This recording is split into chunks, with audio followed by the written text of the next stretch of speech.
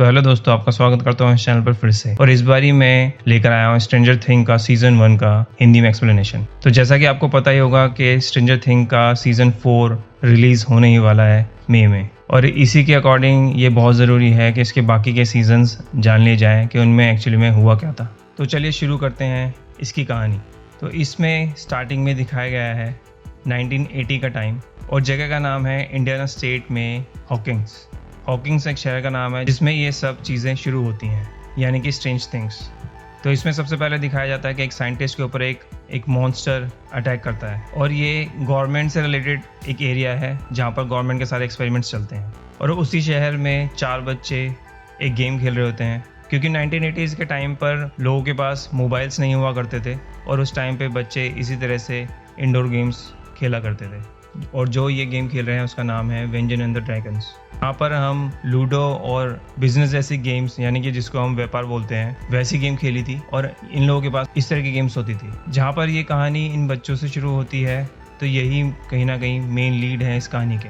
जैसा कि ये विल हैं, जो कि इस ग्रुप के सबसे सीधे बंदे हैं, और ये है डस्टिन हेंडरसन, जो कि काफ़ी कूल बनने की कोशिश करता है, बट लोग इसको कूल नहीं समझते। ये है माइक, जो कि ग्रुप के लीडर माने जाते हैं। हालांकि इस ग्रुप में सभी अपने आप को लीडर समझते हैं, और लास्ट में ये बचते हैं जिनका नाम है ल्यूकस, और जहाँ पर ये अपनी गेम ख़त्म करके निकलते हैं अपने अपने घरों के लिए। तो जिस रास्ते से ये लोग अपने अपने घर जा रहे होते हैं, तो लास्ट में विल बचता है, जिसके रास्ते में एक लैब आती है, जो कि इस शहर की एक अनोखी लैब है जिसमें अलग अलग तरह के एक्सपेरिमेंट्स होते रहते हैं। ये वही लैब है जिसमें उस साइंटिस्ट पे हमला हुआ था। तो बाकी सारे दोस्तों का रूट अलग हो जाता है, और विल का रूट अलग होता है अपने घर जाने का। तो इस टाइम पर विल अकेला पड़ जाता है। तो जब वो जा रहा होता है तो उसको एक अजीब सी परछाई दिखती है, जिसको डर के वो दूसरी तरफ भागने लगता है। जब वो भागकर अपने घर पहुंचता है तो वहाँ पर कोई भी नहीं होता, वो अकेला ही होता है। जहाँ पर वो डिफेंस के लिए एक गन उठा लेता है, जो कि उसको पहले से पता होती है कि वो कहाँ है। लेकिन जो वो मॉन्स्टर होता है वो उसको पीछे से हमला कर देता है। और फिर मॉर्निंग में विल की मॉम को दिखाया जाता है, जो कि एक सिंगल मॉम होती हैं, और वो विल के लिए पूछती हैं उसके बड़े भाई से, जोनाथन से, क्योंकि घर में कोई भी अवेलेबल नहीं था, यहाँ तक कि उसका बड़ा भाई भी। तो वो फिर यानी कि विल की मॉम माइक के घर कॉल करती है, और जब विल की मॉम को कहीं से भी उसका अपडेट नहीं मिलता, तो वो उस चीज़ को रिपोर्ट लिखवाने के लिए पुलिस स्टेशन जाती है, जहाँ पर एक मेन कैरेक्टर होते हैं इस कहानी के, जो कि एक पुलिस ऑफिसर हैं, जिम हॉकर। यहाँ पर जिम हॉकर को काफ़ी सीरियस ऑफिसर दिखाया गया है, और जो कि विल की मॉम को यही बोलते हैं कि तुमको अपने एक्स हस्बैंड के वहाँ पर देखना चाहिए, क्योंकि ज़्यादातर बच्चे इस तरह की हरकत तभी करते हैं जब उनको अपने पेरेंट्स से मिलना होता है। और फिर स्कूल में दिखाया जाता है, जहाँ पर विल के बाकी दोस्त दिखाए जाते हैं, जहाँ पर वो देखते हैं कि विल स्कूल नहीं आया है। यहाँ पर इन लोगों को टेंशन में दिखाया जाता है, क्योंकि विल स्कूल में क्यों नहीं आया, उनके मन में ये चीज़ होती है। और फिर दिखाया जाता है नैन्सी को, जो कि माइक की बड़ी बहन है, जो कि डेट कर रही है स्टीव से। तो ये सारे के सारे एक तरह से इस कहानी के मेन कैरेक्टर्स हैं, जिनको एक एक करके इंट्रोडक्शन मिल रहा है। और फिर दिखाया जाता है हॉकिंग लैब में कुछ लोगों को, जो कि एक लड़की को ढूंढ रहे हैं, जिसके लिए वो बोलते हैं कि वो ज़्यादा दूर नहीं गई होगी। इतने में ही एक लड़की को दिखाया जाता है जिसको वो हॉकिंग्स लैब वाले ढूंढ रहे हैं, और वो लड़की एक रेस्टोरेंट में आके खाना चुरा के भाग रही होती है, जहाँ का ऑनर उसको पकड़ लेता है, जिसमें वो ऑनर उस लड़की से पूछता है कि तुम यहाँ पर ये क्या कर रही हो, जिसमें कि वो सिर्फ येस और नो में जवाब देती है। और उस लड़की के हाथ में एक टैटू भी दिखाया जाता है जिसपे 11 लिखा हुआ है। फिर दिखाया जाता है जहाँ पर 3 दोस्त, यानी कि विल के दोस्त जो होते हैं, वो स्कूल में अपने साइंस टीचर के पास होते हैं, जहाँ पर उनका साइंस का टीचर उनको एक गैजेट दिखाता है, जिसके थ्रू वो बाकी देशों की फ्रीक्वेंसी को पकड़ सकते हैं और सुन सकते हैं। और फिर दिखाया जाता है जहाँ पर जो शॉपकीपर होता है, जब वो लड़की को पकड़ लेता है, उसके बाद वो सोशल सर्विस वालों को कॉल करता है और उसको वहाँ से ले जाने के लिए बोलता है, ताकि उस लड़की की मदद हो सके और वो सही जगह पे जा सके। जिसके बाद उसकी शॉप पर सोशल सर्विस वाले तो नहीं आते, मगर एक लेडी को दिखाया जाता है, जो कि हॉकिंग्स लैब से ही रिलेटेड होती है, और वहाँ पर आके वो शॉपकीपर को मार देती है, ताकि उस लड़की की पहचान कोई भी ना कर सके कि वो वहाँ पर एग्जिस्ट भी करती है। जहाँ पर गोली की आवाज़ सुनकर 11 को पता लग जाता है, और वहाँ से वो भाग जाती है। 11 यानी वही लड़की जिसके हाथ में 11 का टैटू है।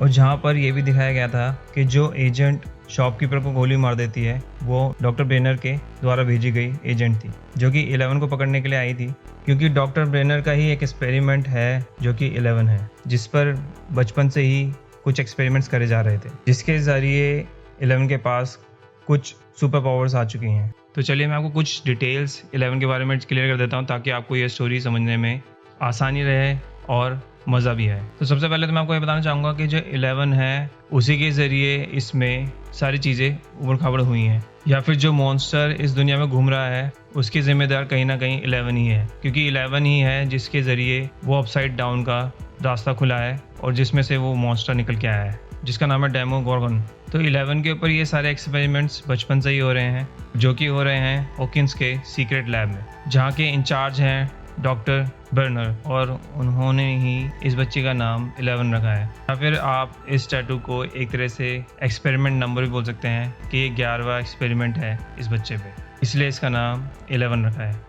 जहाँ पर उन्होंने इससे पहले भी काफ़ी सारे एक्सपेरिमेंट्स करे हैं, जिनमें से एक एक्सपेरिमेंट 11 की खुद की मदर होती है, जिसके पास भी कुछ ऐसी ही पावर्स होती है जैसे कि 11 के पास दिखाई गई है। जहाँ पर ये दिखाया गया था कि 11 की मदर पर काफ़ी ज़्यादा एक्सपेरिमेंट्स हो गए थे, जिसके ज़रिए उनका दिमाग वीक हो जाता है और उनको कुछ भी याद नहीं रहता है। तो इसी दौरान उनकी एक बच्ची हुई थी, इसके बारे में उनको यही बताया जाता है कि वो पैदा होते ही मर गई है। इसी वजह से वो काफ़ी ज़्यादा शॉक में चली जाती है। इसी कारण की वजह से वो किसी से भी बात नहीं करती है। तो आखिरकार ये लैब वाले क्या चाहते हैं इन लोगों से? एक्चुअली में इनके अंदर ये पावर्स इसलिए डाली गई थी ताकि वो इन पावर को यूज़ करके दूसरे देशों की जासूसी कर सकें, कि ये लोग ये जान पाएँ कि दूसरे देश उनके बारे में क्या सोचते हैं और उनकी कुछ सीक्रेट बातें वो उनको ला के दे सकें। पर कुछ एक्सपेरिमेंट्स के ज़रिए डॉक्टर बर्नर 11 पे इतने ज़्यादा एक्सपेरिमेंट्स कर देते हैं कि वो अपने आपे से बाहर होकर दूसरे डायमेंशन में पहुंच जाती है। इसका नाम है अपसाइड डाउन। वहीं पर उसको पहली बार मिलता है डेमोगोर्गन, जिससे वो इतना ज़्यादा डर जाती है, जिसकी वजह से उस डर के मारे एक गेट ओपन हो जाता है। इसी गेट के ज़रिए ये डेमोगोर्गन मॉन्स्टर इस दुनिया से कुछ लोगों को उठा के वहाँ पर ले जाता है। तो जब उस एजेंट के द्वारा उस रेस्टोरेंट के ऑनर को मार दिया जाता है, तो वहाँ से जब 11 भाग जाती है तो वो सीधा टकराती है विल के दोस्तों से, जो कि उस वक्त विल की तलाश कर रहे थे। जैसे ही इनको दिखता है कि 11 के पास सुपर पावर्स हैं, माइक और उसके बाकी दोनों दोस्त माइक के घर 11 को ले आते हैं और उसको वहाँ छुपा देते हैं ताकि उसको किसी चीज़ से भी खतरा ना हो। और फिर दिखाया था माइक की बड़ी बहन नैन्सी, जो कि स्टीव को डेट कर रही है, जो कि स्कूल का एक बदमाश और बिगड़ा हुआ लड़का दिखाया जाता है। वहीं दिखाया जाता है कि स्टीव अपने घर में एक पार्टी रखता है जिसमें कि नैन्सी भी आती है, और नैन्सी अपनी एक बेस्ट फ्रेंड को लेकर आती है जिसका नाम होता है बारबरा। मगर इस पार्टी में बारबरा किसी तरह फिट नहीं हो पाती है, जहाँ पर वो कूल बनने के चक्कर में अपनी बेइज्जती करा लेती है और उसके बाद उदास होकर स्विमिंग पूल के वहाँ पर बैठ जाती है, जहाँ पर वो बिल्कुल अकेली होती है। और फिर दिखाया जाता है जहाँ पर नैन्सी और स्टीव काफ़ी क्लोज हो जाते हैं। और जब ये सब चल रहा होता है तो विल का बड़ा भाई जोनाथन इन दोनों की फ़ोटोज़ खींच रहा होता है, और वहीं पर पास बैठी हुई स्विमिंग पूल पर बारबरा अचानक से गायब हो जाती है, और ये सब जोनाथन के कैमरा में भी कैद हो जाती है। और फिर दिखाया जाता है जहाँ पर वो मॉन्स्टर डेमोगोर्गन बारबरा को खींच के ले जा रहा होता है अपनी दुनिया में, यानी कि अपसाइड डाउन में। और फिर दिखाया जाता है जॉयस, जिनको लगता है कि विल उनसे बात करने की कोशिश कर रहा है लाइट्स के जरिए, जिसके बाद जॉयस अपने पूरे घर को लाइट्स से भर देती है। और जहाँ पर हॉपर को दिखाया जाता है, जहाँ पर उनको लगता है कि विल के गायब होने के पीछे हॉकिंस लैब का हाथ है और वो लोग पुलिस से कुछ छुपा रहे हैं। और इसी चीज़ का पता लगाने के लिए हॉपर एक रिसर्च शुरू करता है। इसी रिसर्च के जरिए हॉपर को पता लगता है कि कुछ इंसानों पर यहाँ पर अजीब अजीब एक्सपेरिमेंट्स करे जाते हैं। टेरी आइव्स उनके कुछ एक्सपेरिमेंट का हिस्सा थी, जिसके बारे में हॉपर को पता लगता है, और फिर वो इसको ढूंढने के लिए निकलता है। और फिर हॉकिंस के तालाब में पुलिस को विल की लाश मिलती है, मगर 11 को पूरा विश्वास है कि विल अभी भी जिंदा है। और फिर वहीं दिखाया जाता है जहाँ पर सारे दोस्त और 11 रूम में बैठे होते हैं, और जहाँ पर 11 ट्राई करती है विल से कनेक्ट करने के लिए अपसाइड डाउन में एक वॉकी टॉकी के जरिए अपनी पावर्स के साथ। फिर यही दोस्त 11 को लेके अपने स्कूल जाते हैं ताकि वो उसी गैजेट को यूज़ कर सकें जो कि उनके साइंस टीचर ने उनको बताया था, जिसके ज़रिए वो फ्रीक्वेंसी पकड़ सकते हैं बाकी देशों की। और फिर दिखाया जाता है जहाँ पर जॉयस भी ये मानने को तैयार नहीं है कि विल मर चुका है, जहाँ पर जॉयस को लगता है कि विल उनको उनके घर की दीवारों से पुकार रहा है। यहाँ पर उनको दीवार के उस पार विल दिखाई देता है, और फिर जॉयस को जब विल दीवार के उस तरफ दिखता है तो उसी दौरान उस दीवार को चीरता हुआ डेमोगोर्गन वहाँ से निकलता है, जिसको देखकर जॉयस वहाँ से भाग जाती है। और फिर जॉयस ये सारी कहानी जाके पुलिस को बताती है, यानी कि हॉपर को, और उसी वजह से ये अजीब सी कहानी सुनकर बाकी सबको यही लगता है कि जॉयस शायद थोड़ी पागल हो गई है अपने खोए हुए बेटे की वजह से। और फिर दिखाया जाता है स्टीव को, जहाँ पर उसको ये पता लगता है कि स्टीव और नैन्सी की फ़ोटोज़ जोनाथन खींच रहा था रात को छुपकर, वो इसका कैमरा छीनकर तोड़ देता है। और इसी बात को देखकर, इस तरह की हरकत को देखकर जो कि स्टीव के ज़रिए करी गई थी, नैन्सी काफ़ी नाराज़ आती है और स्टीव से दोस्ती तोड़ देती है। और नैन्सी जब इन फोटोग्राफ्स को देखती है तो उसकी नज़र बारबरा पे जाती है, जो कि उन्हीं फोटो में कैद होती है, जो कि उन्हीं फोटोज़ में बारबरा के साथ साथ डेमोगोगन की कुछ झलक भी मौजूद थी। और नैन्सी फिर पहचान जाती है कि ये मॉन्स्टर तो बिल्कुल वैसा ही दिख रहा है जैसे कि जॉयस ने देखने का दावा करा था। वहीं दूसरी तरफ हॉपर को दिखाया जाता है, जहाँ पर उनको एक बॉडी मिलती है जो कि विल के नाम की होती है। उसको ये पता लगता है कि वो बॉडी उसकी नहीं है और कुछ तो गड़बड़ चल रहा है हॉकिंग्स लैब में। हॉकिंग्स लैब को लेकर जितने भी शक हॉपर को थे वो अब धीरे धीरे शक के घेरे में आ रहे थे। और फिर हॉपर्स को दिखाया जाता है जो कि हॉकिंग्स लैब में सीक्रेटली तलाशी करने के लिए निकलता है। और वहीं माइक और उसके दोस्तों को ये विश्वास हो गया है कि विल किसी और दुनिया में कैद है। और फिर यही दोस्त अपने टीचर्स के पास जाके किसी तरह से पूछते हैं कि ऐसा कुछ हो सकता है क्या, कि जिसके ज़रिए दो अलग अलग दुनिया को आपस में कनेक्ट करता है। यहाँ पर उनका टीचर उनको ये बताता है कि अगर ऐसा कुछ हुआ भी और ऐसा कोई गेट हुआ भी जिसके ज़रिए दो दुनिया आपस में जुड़ी हैं, तो उस दरवाजे के आसपास की जगह मौजूद मैग्नेटिक फील्ड्स में काफ़ी डिस्टॉर्शन होगा। तो फिर विल के दोस्त 11 को लेकर उस दरवाजे की तलाश में निकलते हैं, एक कंपास को लेकर, जहाँ पर 11 उस दरवाजे के बारे में ऑलरेडी जानती थी, मगर 11 इन लोगों को जानबूझकर इसके बारे में नहीं बताती है। उसको अच्छी तरह पता है कि उस दरवाजे के उस पार मॉन्स्टर्स हैं और वो इन लोगों को खतरे में नहीं डालना चाहती थी। और इसी वजह से 11 इनकी जान बचाने के लिए कंपास में छेड़खानी करके उनको किसी और डायरेक्शन में लेके जाती है। और वहीं ल्यूकस इस बात को भांप लेता है, जहाँ पर वो गुस्सा होकर 11 पर चिल्लाने लगता है। और फिर 11 को गुस्सा आ जाता है और ल्यूकस को हवा में उड़ा के वहाँ से भाग जाती है अपनी पावर्स के जरिए। और फिर वहीं दिखाया जाता है कि हॉपर्स को लैब की छानबीन करते हुए वो गेट दिख जाता है जो कि अपसाइड डाउन दुनिया से कनेक्ट करता है। और इससे पहले वो इस गेट के अंदर एंटर करता, कोई उसको पीछे से हमला करके वापस उसके घर पहुंचा जाता है बेहोश करके, ताकि उसको ये लगे कि वो एक सपना देख रहा था। और जहाँ पर हॉपर्स को अपने पर विश्वास होता है कि उसने कोई सपना नहीं देखा है, सारे मामले के पीछे किसी बड़े आदमी का हाथ है। फिर वो अपने घर की तलाशी करता है, जहाँ पर उसको कुछ छुपे हुए माइक्रोफोन्स मिलते हैं। और फिर वहीं हॉपर्स को कुछ पुलिस वाले आके एक जानकारी देते हैं कि उनको बारबरा की गाड़ी मिली है। देख के लगता है कि वो शायद अपने घर वालों से परेशान होकर घर से छोड़कर भाग गई है, मगर हॉपर्स को यही लगता है कि बारबरा और विल की गायब होने की वजह एक ही है। और फिर दिखाया जाता है जहाँ पर नैन्सी और जोनाथन दोनों ही डेमोगोगन को ढूंढने के लिए निकलते हैं जंगल में, वो भी रात के टाइम पर, जिधर नैन्सी को एक और दरवाजा मिलता है जो कि अपसाइड डाउन की दुनिया से कनेक्ट होता है, जहाँ पर उस गेट के अंदर एंटर करते ही नैन्सी का सामना डेमोगोगन से होता है। और फिर जोनाथन नैन्सी को किसी तरह वहां से निकालकर वो दोनों वहां से भाग जाते हैं। और उस रात नैन्सी को डर के मारे नींद नहीं आती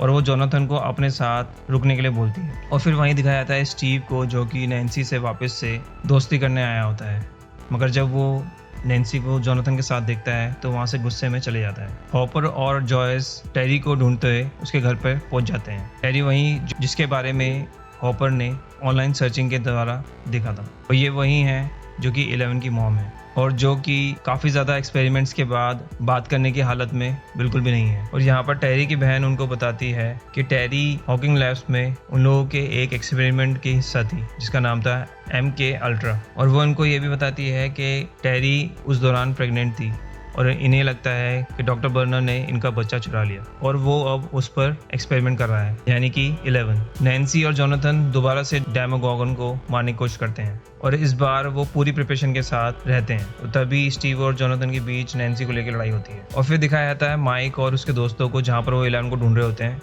और उसी दौरान उनका सामना होता है कुछ बुलीज से, जो कि बदमाश बच्चे होते हैं, और वो माइक को पहाड़ी से कूदने के लिए बोलते हैं। और वहीं पर 11 आ जाती है और वो इन लोगों को बचा लेती है, और अपनी पावर्स की मदद से 11 उन बदमाश लड़कों में से एक का हाथ तोड़ देती है। और जहाँ पर वो इन लोगों को बताती है, यानी कि विल के दोस्तों को, कि विल के गायब होने की वजह कई हद तक वो खुद है, और इसी की वजह से वो गेट खुल गया था जिसके जरिए डेमोगोगन इस दुनिया में आ गया है। और उसकी इस सच्चाई को देखकर वो आपस में वापस से दोस्ती कर लेते हैं। फिर लूकस देखता है कि 11 को ढूंढते हुए कुछ एजेंट्स माइक के घर पर पहुंच गए हैं। लूकस फौरन ये खबर माइक को देता है एक वॉकी टॉकी के जरिए। फिर वो 11 को लेकर भागने लगते हैं, और तभी वो वैन उन बच्चों के सामने आ जाती है, जहाँ पर 11 अपनी पावर्स की मदद से उस वैन को उड़ा देती है। और फिर नैन्सी और जोनाथन हॉपर से मिलकर उनको डेमोगोगन के बारे में बताते हैं, जहाँ पर इन्हें लगता है कि डेमोगोगन उन लोगों से आकर्षित होते हैं। फिर ये सारे 11 को लेकर स्कूल जाते हैं ताकि वो अपनी पावर्स के जरिए विल को ढूंढ सके। और फिर ये भी दिखाया जाता है कि जहाँ पर 11 उस वैन को उड़ा के काफ़ी कमज़ोर फील करती है क्योंकि उसमें वो अपनी काफ़ी ज़्यादा पावर यूज़ कर देती है। तो इसी वजह से वो स्कूल में एक डेप्रीवेशन टैंक बनाते हैं जिसके ज़रिए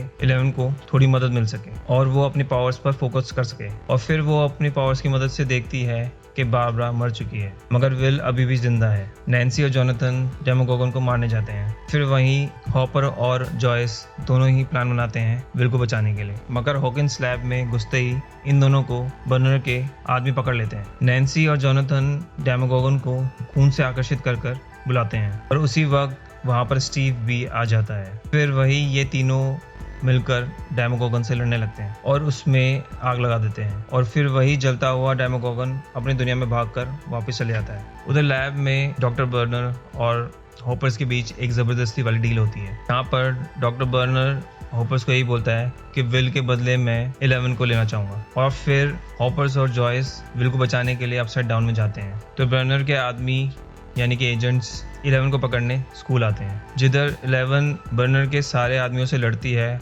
और उनको मारकर बेहोश हो जाती है। इसी दौरान एक डेमोगोगन निकलकर इस दुनिया में आकर डॉक्टर बर्नर पे हमला करता है। जॉयस और हॉपर विल को ढूंढ लेते हैं क्योंकि अपसाइड डाउन की दुनिया में एक मलबे में लिपटा हुआ है। फिर डेमोगोगन माइक और उसके दोस्तों पर हमला करता है। एंड मोमेंट पर 11 वहाँ आ जाती है और डेमोगोगन को मार देती है उसके चिथड़े उड़ा के।